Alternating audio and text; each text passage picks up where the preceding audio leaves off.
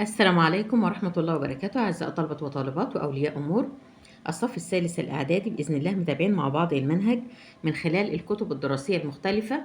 كتاب جيم، كتاب بايبت، كتاب المعاصر، فيديوهات موجودة على القناة. بإذن الله ناخد مع بعض دلوقتي اكسرسايز تدريبات اون جرامر على الجزء الخاص بالقواعد والجرامر للدرسين الأول والثاني من الوحدة الثانية من كتاب بايبت للعام الدراسي الجديد 2026 بداية من صفحة 66. وفي الجرامر بتاعنا أو الجزء بتاع الجرامر بيكلمنا عن الماضي التام وزمن الماضي التام بيتكون من هاد مع أي فاعل، يبقى السبجكت هنا أي فاعل ومعاه هاد وبعد منها على طول بس participle التصريف الثالث للفعل.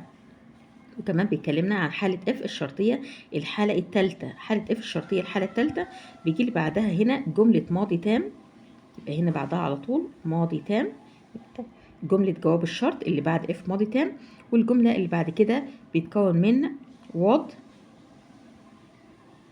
أو could أو النفي بتاعهم، يعني wouldn't أو couldn't عشان بس مفيش مكان أكتب، يبقى بيتكون من would أو could أو wouldn't أو couldn't وبيجي بعدها have وبعد have التصريف الثالث للإيه؟ التصريف الثالث للفعل.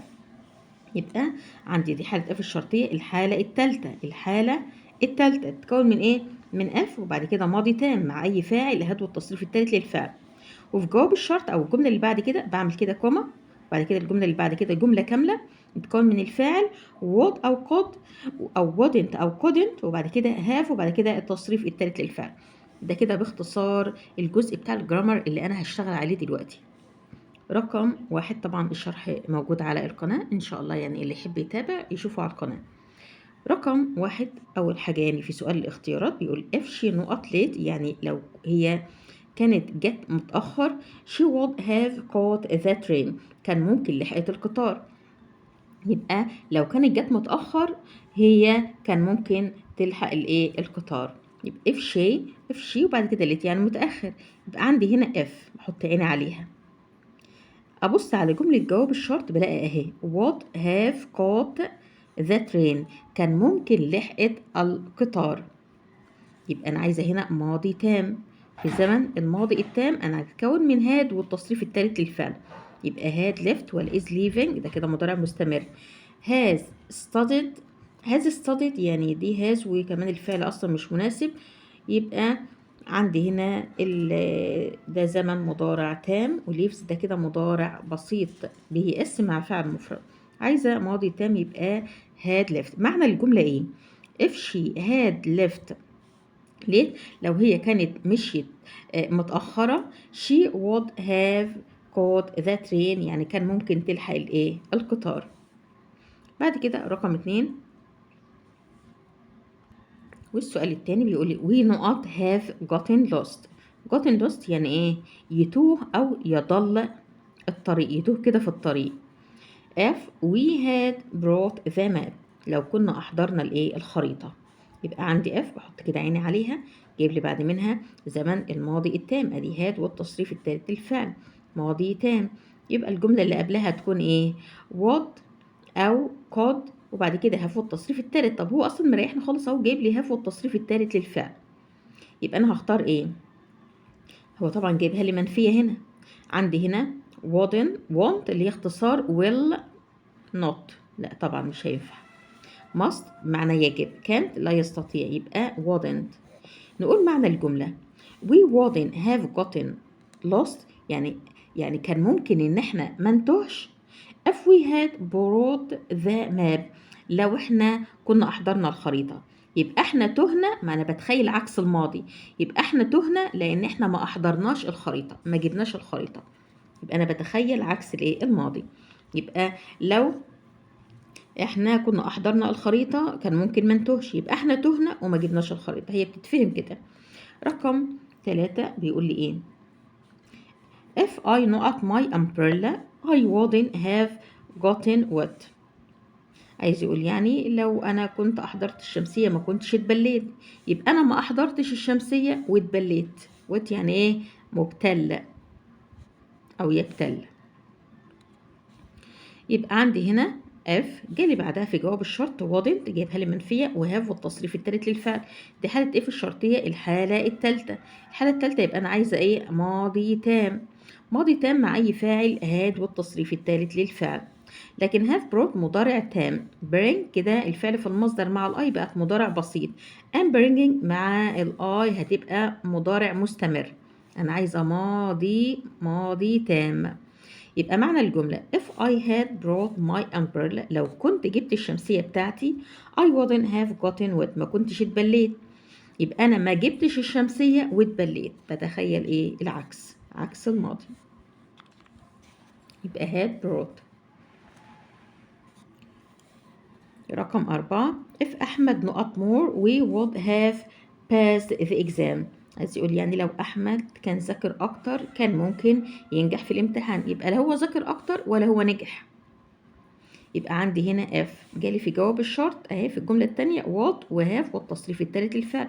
يبقى دي حاله اف الشرطيه الحاله الثالثه. عايزين ماضي تام مع اي فاعل هات والتصريف الثالث للفعل. لكن studies مع احمد كده مضارع بسيط. studying ناقصها ايه؟ as لو كان جايب لي مثلا هنا as يبقى كده مضارع مستمر. has والتصريف الثالث كده مضارع تام. انا عايزه ماضي تام. يبقى لو احمد كان ذاكر اكتر كان نجح في الامتحان. يبقى had studied. رقم 5 if we had left earlier لو كنا مشينا بدري أكتر we نقط the bus يعني كان ممكن نلحق الأتوبيس. يبقى لا احنا مشينا بدري ولا احنا لحقنا الأتوبيس. يبقى عندي اف بعدها ايه؟ ادي الفاعل والماضي التام هاد والتصريف التالت للفعل. يبقى دي زمان الماضي التام. تمام. يبقى في الجملة التانية عايزين would أو could أو wouldn't أو couldn't على حسب ما هو جايب لي في الاختيارات. وهاف والتصريف التالت يبقى would have could جايبه لي في أول اختيار. هنا may وكاتش may والمصدر.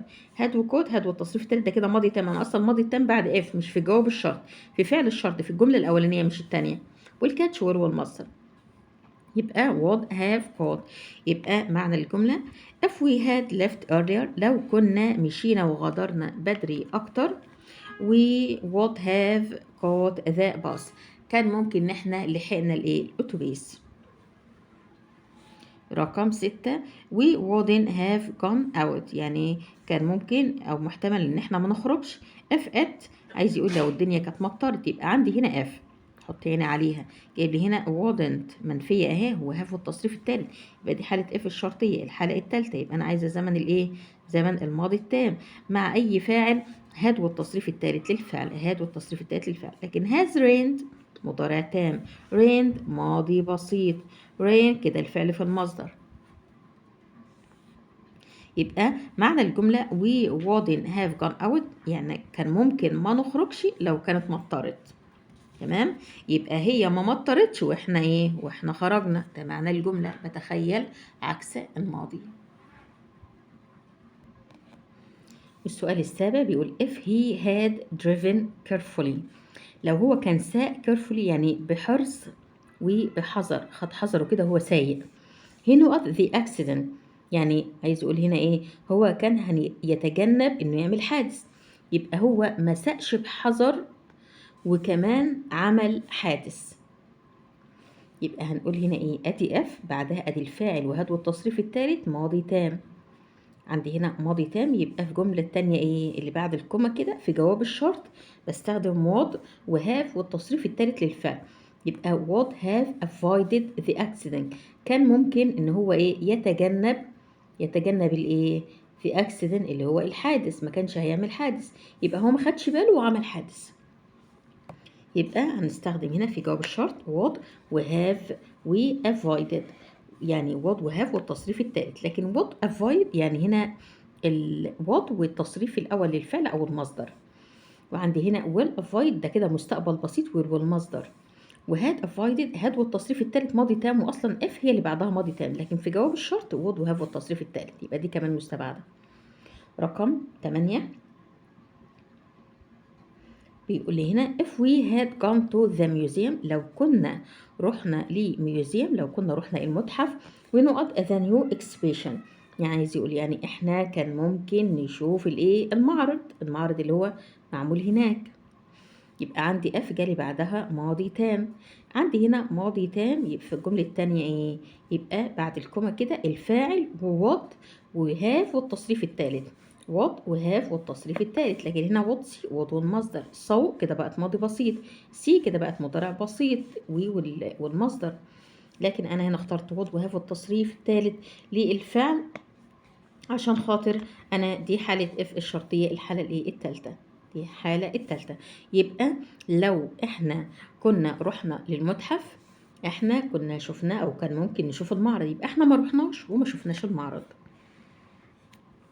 رقم 9 if she نقط the instructions، لو هي كانت قرأت الايه instructions اللي هي التعليمات، لو هي كانت قرأت التعليمات she wouldn't have done them incorrectly. يعني عايز اقول هنا ما كانتش يعني عملتهم او نفذت التعليمات ديت incorrectly، يعني بشكل ايه غير صحيح او بشكل خاطئ.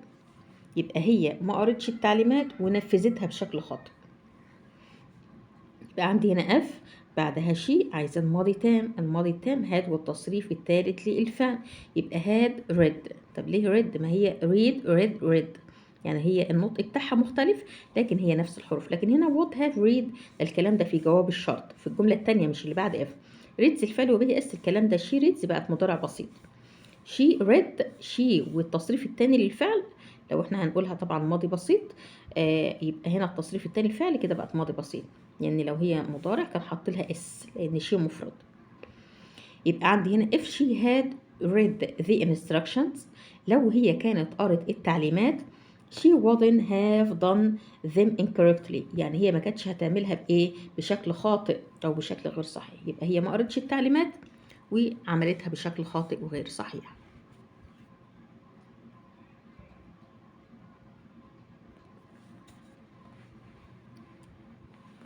بعد كده رقم 10 if I had known you were sick، لو كنت أعرف إن أنت مريض I know up to see you، أنا كنت هاجي وأشوفك. يبقى أنا ما أعرفش إن أنت كنت مريض وما جيتش شفتك. يبقى عندي if بعدها أدي الماضي الإيه؟ أدي الماضي التام في جملة جواب الشرط would وهاف والتصريف التالت would have come. ليه جايب لي come؟ لأن تصريف come هو come came come، يبقى التصريف التالت زي الأول فده تصريف تالت. يبقى if I had known you were sick، لو كنت أعرف إنك مريض I would have come to see you، كنت هاجي عشان إيه؟ أشوفك. لكن welcome مستقبل بسيط، come بقت مضارع بسيط I والمصدر، came I والتصريف التاني ماضي بسيط. رقم 11 if they had taken the map، لو هم كانوا خدوا الخريطة معاهم they نقط a wrong way، ما كانوش إيه؟ مشوا في الطريق الخطأ. يبقى هم ما خدوش الخريطة ومشوا في الايه في الطريق الخطأ. يبقى عندي اف بعدها they ادي الفاعل وهاد وبعد كده التصريف التالت ده كده ماضي ايه ماضي تام. يبقى دي حالة اف الشرطية. الحالة التالتة، الحالة التالتة عايزين ايه wouldn't وهاف والتصريف التالت، هي دي اللي قدامي wouldn't have taken، ما كانوش خدوا a wrong way الطريق الخطأ. يبقى عندي هنا won't take ده هنا will not والمصدر ده كده مستقبل بسيط منفي. hadn't taken ده ماضي تام منفي. didn't take ماضي بسيط منفي. لا انا عايزه would او wouldn't وهاف والتصريف التالت، دي حاله اف الشرطيه الحاله التالته. يبقى بعد اف ماضي تام وجواب الشرط wouldn't او would وهاف والتصريف التالت للفعل. يبقى بعد كده الصفحه اللي قصادها صفحه 67 يقول لي هنا ايه رقم 12 What would you have done if you not the money، يعني ايه اللي كان ممكن تعمله لو انت كنت لقيت فلوس. يبقى عندي اف قبلها اهي هو جايبها لي في صيغه سؤال ينفع في صيغه سؤال كلمه الاستفهام ووات والفاعل وهاف والتصريف الثالث للايه للتصريف الثالث للفعل. تمام. يبقى عندي هنا ادوات وهاف والتصريف الثالث، يبقى دي حاله اف الشرطيه الحاله الثالثه. يبقى انا عايزه هنا زمن الايه الماضي التام، بحدد انا عايزه ايه قبل ما اختار. يبقى انا عايزه ايه ماضي تام، عايزه ماضي تام يبقى هاد والتصريف الثالث للفعل. فاين ده كده المصدر كده يو والمصدر يبقى مضارع بسيط. يو فاوند يو والتصريف الثاني ماضي بسيط. هاف فاوند يو وهاف والتصريف الثالث كده مضارع تام. انا عايزه ماضي تام هاد فاوند. يبقى معنى الجمله ايه what would you have done، ايه اللي كنت هتعمله if you had found the money، لو كنت لقيت ايه فلوس. رقم 13 بيقول لي ايه؟ we wouldn't have missed the bus، يعني احنا ما كانش هيفوتنا الاتوبيس if we not earlier، لو احنا كنا مشينا بدري او غادرنا بدري اكتر. يبقى عندي هنا اف، عندي هنا في الاول wouldn't و have والتصريف الثالث للفعل. طب وبعد اف انا عايزه ماضي تام، لان دي حاله اف الشرطيه الحاله الثالثه. ادي الماضي التام، عايزين هات والتصريف الثالث للفعل. طيب وليفت، ومعاها ليفت كده بقت ماضي بسيط. وود والمصدر ما ينفعش، عايزين هنا في الحالة الثالثة بعد اف ماضي تام. ليف المصدر فقط كده بقت مضارع بسيط، يبقى هاد لفت بعد اف ماضي تام، بعد اف ماضي تام، بعد اف ماضي تام في حالة اف الشرطية الحالة الثالثة. رقم 14 if he had asked me I not him the truth، لو كان سألني أنا كنت قلت له الحقيقة. truth الحقيقة، تمام. يبقى أنا عندي اف وبعد كده الفعل وهات والتصريف الثالث، أدي ماضي تام. بعد كده عايزين وود وهاف والتصريف الثالث، وود وهاف والتصريف الثالث. تمام. والمصدر مستقبل بسيط. told I told ده ماضي بسيط. I am telling ده كده مضارع مستمر. أنا عايزة وود وهاف والتصريف الثالث في جواب الشرط من حالة اف الشرطية الحالة الثالثة بيجي لي بعدها ماضي تام، وفي جواب الشرط وود أو wouldn't وكود أو couldn't وهاف والتصريف الثالث للفعل. رقم 15 they not the game if their best player hadn't been hurt. عايز يقول يعني ايه؟ هما كان ممكن يفوزوا في المباراة لو اللاعب او افضل لاعب عندهم ما اتصابش، ما كانش يعني اتصاب او حصلت له ايه؟ اصابة، ما كانش اصيب. تمام. يبقى عندي هنا ادي اف احط عين عليها، جايب لي بعدها هنا ايه؟ بعدها الماضي التام، بس الماضي التام ايه ده؟ بيقول لي هادنت بين هيرت، يعني لم يصاب او يتم اصابته. ما هو انا عندي هنا ايه؟ ده الماضي التام في المبني للمجهول. لو كان اللاعب بتاعهم their best player، اللاعب بتاعهم hadn't been hurt، يعني ما كانش يبقى هنا hadn't been ما كانش مصاب، يبقى hadn't والتصريف الثالث هنا يبقى هنا ايه؟ الماضي التام بس منفي.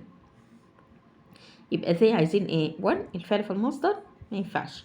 هاد 1 ينفع ان انا اجيب ماضي بسيط ماضي بسيط او ماضي تام ماضي تام؟ لا. وهنا are winning يعني كده مضارع مستمر ما ينفعش. انا عايزه ايه؟ طب ما احنا بنقول could او would وهاف التصريف التالت بس برضه ينفع might بمعنى ربما او كان من المحتمل. يبقى they might have won، هم كان محتمل يفوزوا the game في المباراة if their best player لو كان أفضل لاعب عندهم hadn't been hurt، يعني ما كانش اتصاب. بعد كده ما كانش أصيب، يعني هنا بين وبعد كده التصريف الثالث ما كانش أصيب. بعد كده رقم 16 بيقول لي هنا if you had told me about the party، لو انت كنت قلت لي على الحفل او بلغتني بالحفل I not there، يعني انا كنت زمان دلوقتي او كنت هاجي هناك. يبقى اف بعدها بعدها ادي ماضي تام. في جملة جواب الشرط بعد الجملة على طول بعوز بعوز وود وهاف والتصريف الثالث، يبقى وود هاف وبين. طبعا بين هنا اللي هو التصريف الثالث من بي، كنت انا هكون هناك دلوقتي. يبقى if you had told me about the party، لو كنت بلغتني بخصوص الحفل I would have been there، كان زماني هناك دلوقتي أو أنا كنت رحت هناك. بعد كده رقم 1 في تصحيح الخطأ if he had called me I نقط، لو كان اتصل عليا أنا كنت هرد. يبقى عندي if بعدها أدي أدي الماضي التام بحالة if الشرطية الحالة التالتة أنا عايزة مع مع جواب الشرط بجيب would أو قد وكمان هاف والتصريف التالت للفعل، بس لازم أبص على المعنى. بيقول لو كان اتصل عليا أنا كنت هرد ولا مش هرد؟ لا كنت هرد، يبقى هجيبها في الإثبات. يبقى would have answered، would have answered.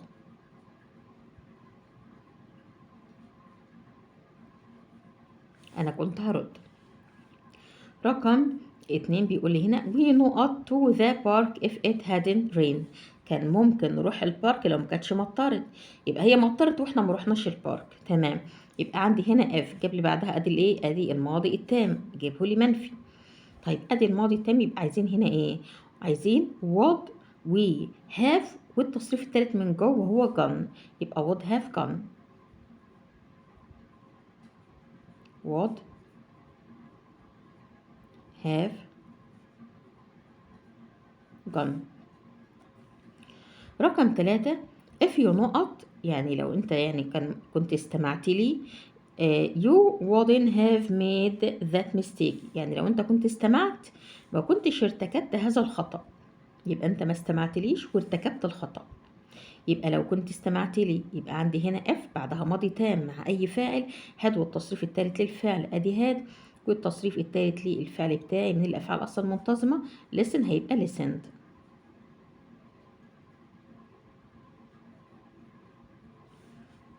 رقم 4 she wouldn't have been late if she نقط earlier، عايز يقول يعني كان محتمل أو يعني كان ممكن إن هي ما تتأخرش أو ما تبقاش متأخرة لو هي غدرت ومشيت بدري أكتر، يبقى هي اتأخرت ومشيت متأخر. عندي هنا اف جالي قبلها ادي وود او وودن وهاخد ايه والتصريف التالت من بي اللي هو بين.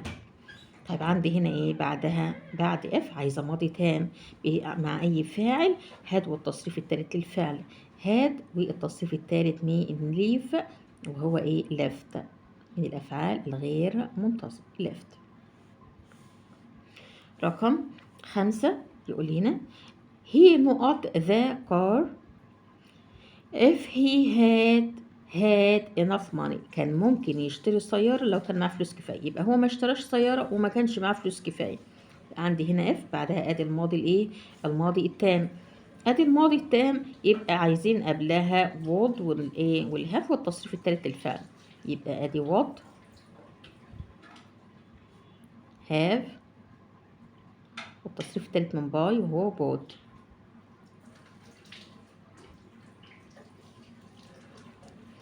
رقم 6 if I نقط the movie I would have told you about it، عايز يقول يعني لو أنا كنت شفت الفيلم أنا كنت هقول لك عنه أو هخبرك بيه أو أبلغك عنه، يبقى لا أنا شفت الفيلم ولا أنا بلغتك عن الفيلم. يبقى عندي هنا إيه عندي اف هيجي لي بعدها عندي هنا في جواب الشرط اهي would مع اي فاعل would وهاف والتصريف التالت للفعل، يبقى عايزه بعد اف ماضي تام حالة اف الشرطيه الحاله الثالثه ماضي تام هاد والتصريف الثالث للفعل، يبقى هاد والتصريف الثالث من سي صو سين. رقم 7 if he نقط for help we would have helped him، يعني لو هو كان طلب مساعدة احنا كنا ساعدناه كان ممكن نساعده. يبقى عندي هنا في جواب الشرط عندي would وهاف والتصريف التالت للفعل، يبقى دي حالة اف الشرطية الحالة التالتة بعد اف ماضي تام ماضي تام مع اي فاعل هاد والتصريف التالت للفعل، يبقى هاد وكمان التصريف التالت من اسك من الافعال المنتظمة هيبقى ايه هيبقى اسكت.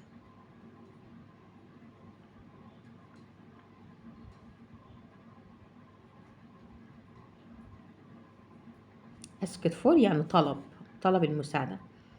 رقم 8 بيقول لي they would have won the game، كان ممكن ان هم يفوزوا بالمباراة if they نقط more لو كانوا اتدربوا بشكل اكتر.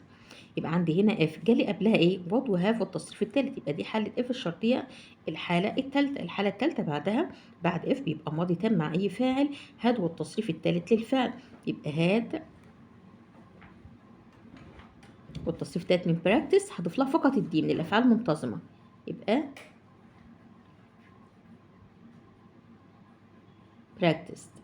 practiced. يبقى هما كان ممكن يفوزوا بالمباراة لو هما اتدربوا ايه اكتر. رقم 9 if I نقط him لو انا كنت شفته I would have said لو كنت هقول له اهلا كنت هرحب بيه، يبقى عندي هنا ايه would وهاف والتصريف التالت، يبقى دي حالة اف الشرطية الحالة التالتة عايزين ماضي تام مع اي فاعل هاد والتصريف التالت للفعل، يبقى هاد والتصريف التالت من سي وهو سين. رقم 10 she would have been angry يعني كانت هي هتكون غضبانة if she نقط the truth لو عرفت الحقيقة، لو كانت عرفت الحقيقة كانت هتبقى ايه هتبقى غضبانة.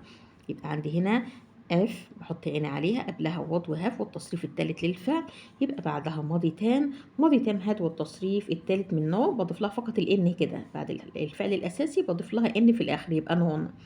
يبقى هاد نون. لو كانت عرفت ايه تروث الايه الحقيقة او الصدق. رقم 11 بيقول لي هنا ايه if you not your case، لو ما كنتش نسيت مفاتيحك you could have gotten in، يعني انت كنت قدرت ان انت يعني تدخل، لكن هو نسي المفاتيح وما قدرش يدخل. يبقى عندي هنا could وهاف والتصريف التالت، يبقى عايزة ماضي تام بعد اف مع اي فعل هاد والتصريف التالت. طب هو عايزها منفية، يبقى هاد هتبقى ايه had not اللي هي اختصار hadn't، اللي اختصارها hadn't، يبقى hadn't وبعد كده التصريف التالت من forgot forgotten.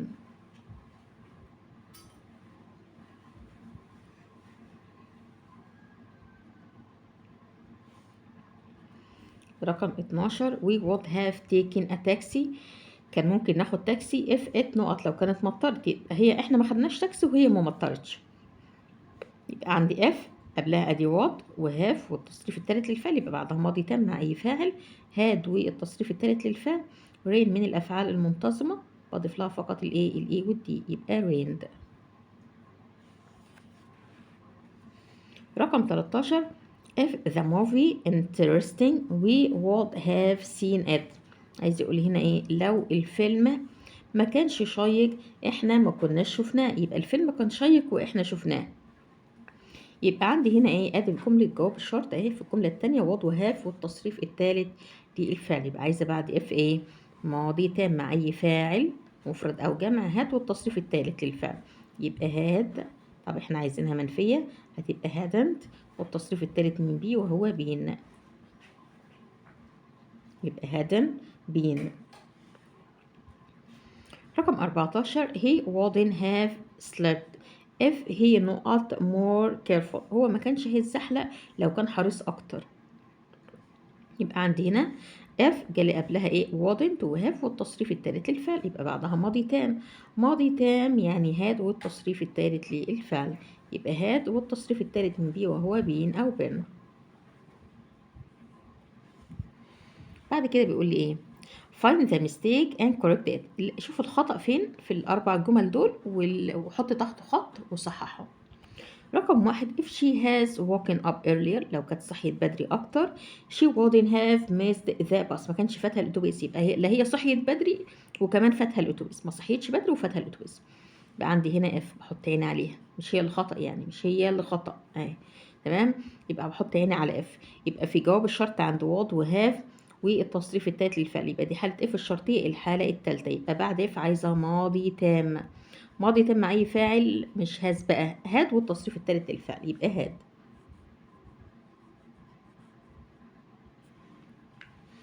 رقم 2 if it had been sunny، لو كانت الطقس يعني مشمس we would have gone to the beach، كان ممكن نروح الشاطئ، يبقى لا الطقس كان مشمس ولا احنا رحنا الشاطئ.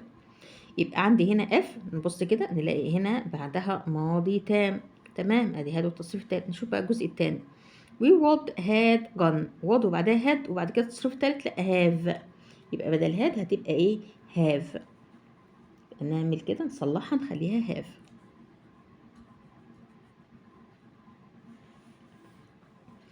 رقم 3 if he had practiced more، لو هو كان اتدرب اكتر he will have won the game، كان هيفوز بالمباراة. يبقى عندي if بعدها ماضي تام مع الفاعل هات والتصريف الثالث. في جواب الشرط عايزة would وهاف والتصريف الثالث would مش will.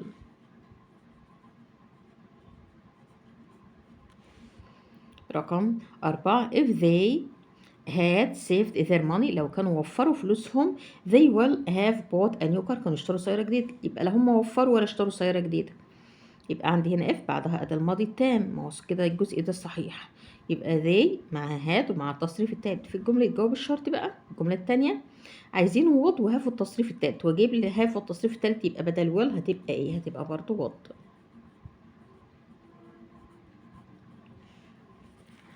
كده حبايبي خلصنا مع بعض الفيديو بتاعنا، يا رب ينال إعجابكم، أشكركم على حسن استماعكم، السلام عليكم ورحمة الله وبركاته.